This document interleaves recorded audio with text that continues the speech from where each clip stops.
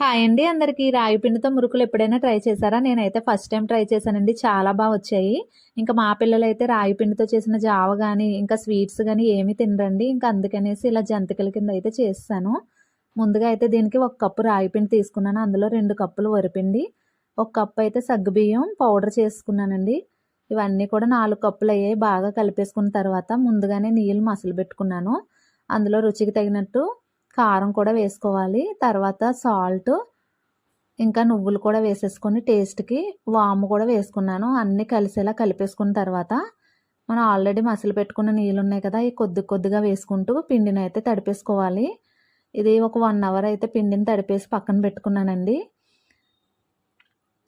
పిండి మొత్తం ఇలాగా అంతా కలిసిపోయేలా కలిపేసుకున్న తర్వాత ఒక 1 అవర్ అయితే పక్కన పెట్టేసుకోవాలి. 1 అవర్ తర్వాత ఇలా జంతికలైతే వేసేసుకొని బాగా క్రిస్పీగా అయితే ఫ్రై చేసేసుకోవాలండి. ఇక్కడ జంతికలు పిండడం అయితే నేను వీడియో తీయలేదు. ఇంక నేనే వీడియో తీసుకున్నాను కాబట్టి, మా పిల్లలైతే స్కూల్‌కి వెళ్ళిపోయారు కాబట్టి ఇంక నేనే తీసుకున్నాను వీడియో. ఇంగో చూసారు కదా! ఇలా క్రిస్పీగా అయితే జంతికలను వేయించేసుకొని పక్కన పెట్టేసుకోవాలండి. చాలా క్రిస్పీగా వచ్చాయండి. నార్మల్ జంతికల కంటే ఇవి హెల్తీ కదా పిల్లలకి. ఇంకా మా చిన్నోడైతే స్కూల్ నుంచి వచ్చిన వెంటనే పెట్టాను. వాడికైతే చాలా బా నచ్చాయంట. నాకు కూడా చాలా బా నచ్చాయండి. ఫస్ట్ టైం చేసినా కూడా కరెక్ట్ కొలతలతో బా వచ్చింది. ఒకసారయితే ట్రై చేసి చూడండి. ఇలా రాగి పిండితో చేసిన హెల్తీ స్నాక్స్ పిల్లలకి చాలా మంచిదండి. ఇంతకీ మీ పిల్లలు రాగి పిండితో చేసిన ఐటెమ్స్ తింటారా? తినరా? కామెంట్‌లో చెప్పేయండి. Bye bye.